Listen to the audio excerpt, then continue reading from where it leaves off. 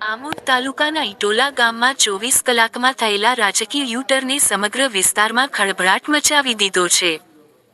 ગઈકાલે ભાજપમાં ધામધૂમથી જોડાયેલા યુવા સરપંચ ફરીદ મહંમદ જાદવે આજે કોંગ્રેસમાં ઘરવાપસી કરતા રાજકારણમાં અચાનક ભૂકંપ સર્જાયો છે. ગત રોજ ભાજપના કાર્યક્રમમાં ધારાસભ્યની હાજરીમાં સરપંચે કેસરીયો ખેસ ધારણ કરી ભાજપના વિકાસથી પ્રભાવિત થઈને જોડાયો છું એવું જાહેરમાં કહ્યું હતું. આ કાર્યક્રમના ફોટા અને વિડીયો સોશિયલ મીડિયા પર ઝડપથી વાયરલ થયા હતા, જે ભાજપ માટે મોટી રાજકીય સફળતા ગણાઈ રહી હતી. પરંતુ માત્ર 24 કલાકમાં જ સમગ્ર ચિત્ર બદલાઈ ગયું. આજે કોંગ્રેસ કાર્યાલયે પહોંચેલા સરપંચ ફરીદ જાદવે ભાજપના સ્થાનિક નેતાઓ પર ગંભીર આક્ષેપ કરતા કહ્યું કે, મને 25 થી 30 લાખના વિકાસ કામોની લાલચ આપી મીટિંગના બહાને બોલાવવામાં આવ્યો હતો. ત્યાં મારી જાણ વગર જ મને ભાજપમાં જોડાવાનું નાટક કરવામાં આવ્યું. આ નિવેદનોએ હવે ભાજપની કાર્યશૈલીને સીધી જ સવાલોના ઘેરામાં મૂકી દીધી છે. એક તરફ વિડીયો અને જાહેર મંચ પર ખુશીથી જોડાવાની વાત, અને બીજી તરફ ફસાવવાનો આક્ષેપ, આ વિરોધાભાસ હવે લોકોમાં શંકા ઊભી કરી રહ્યો છે. સૌથી મોટો સવાલ હવે એ છે કે, શું આ ખરેખર વિકાસની લાલચનો ખેલ હતો?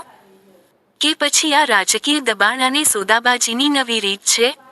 અને જો સરપંચનું કહેવું સાચું હોય, તો આવી રીતો લોકશાહી માટે કેટલી ઘાતક સાબિત થશે?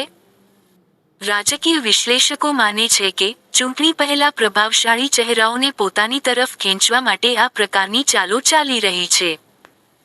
પરંતુ આ ઘટના ભાજપ માટે એક મોટી શરમજનક પરિસ્થિતિ બની શકે છે, કારણ કે ગઈકાલે જેનું સ્વાગત કરવામાં આવ્યું, તે જ વ્યક્તિ આજે ખુલ્લેઆમ છેતરપિંડીના આરોપ લગાવી રહ્યો છે. આમોદની રાજનીતિ હવે નવા વળાંક પર છે. આ માત્ર એક સરપંચનો યુ-ટર્ન નથી. આ વિશ્વાસ અને પારદર્શિતાના પ્રશ્નો ઊભા કરતો વિસ્ફોટક બનાવ છે. હવે નજર છે જનતા પર, શું લોકો આ ઘટનાને નાટક માની ભૂલી જશે કે પછી આવનારી ચૂંટણીમાં આ મુદ્દો મોટો બની રાજકીય સમીકરણો બદલી નાખશે?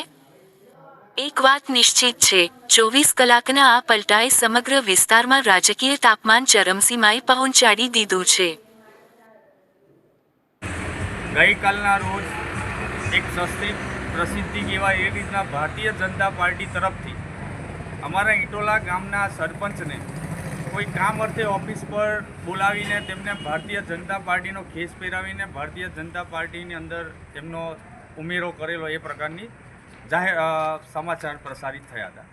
જ્યારે અમારે સરપંચ સાથે વાતચીત થઈ, તેમને ગામના દરેક નવયુવાનો તેમજ ત્યાંના ગામના આગેવાનો પણ ભેગા મળીને જ્યારે ચર્ચા કરી, ત્યારે અમને જાણવા મળ્યું કે તે ભાઈ એમને ખાલી પ્રલોભન આપીને એમને એમ કીધેલું કે અમે 25 થી 30 લાખના તમને કામો આપીશું, તો ઓફિસે આવો.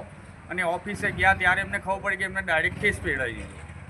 હાલમાં પણ આમોદ તાલુકાના ઘણા એવા ગામડાઓમાં તારીખ અને સહી વગરના ઘણા એવા લેટર પેડો પડે છે કે અમે તમારા કામમાં આ કામ કરીશું, તે કામ કરીશું. ખરેખર જો 5 વર્ષની કામગીરી દરમિયાન તેમને ખરેખર લોકોના ગામના વિકાસના કામ કરેલા હોય, તો આજે એમને આવા દિવસો આવે નહીં. એના માટે અમે ફરીથી કહીએ છીએ કે કોંગ્રેસ પક્ષ હર હંમેશ લોકોના પ્રાણ પ્રશ્ન માટે હંમેશા અવાજ ઉઠાવતો આવ્યો છે ને અવાજ ઉઠાવતો રહેશે. એના કારણે હવે ભારતીય જનતા પાર્ટી પણ જાતે તાલુકા પંચાયતમાં હાર ભળી ગઈ છે. તેના કારણે આ એક જૂઠાણા ફેલાઈ રહેલા છે. કોંગ્રેસ પાર્ટી જિંદાબાદ, કોંગ્રેસ પાર્ટી જિંદાબાદ, કોંગ્રેસ પાર્ટી જિંદાબાદ.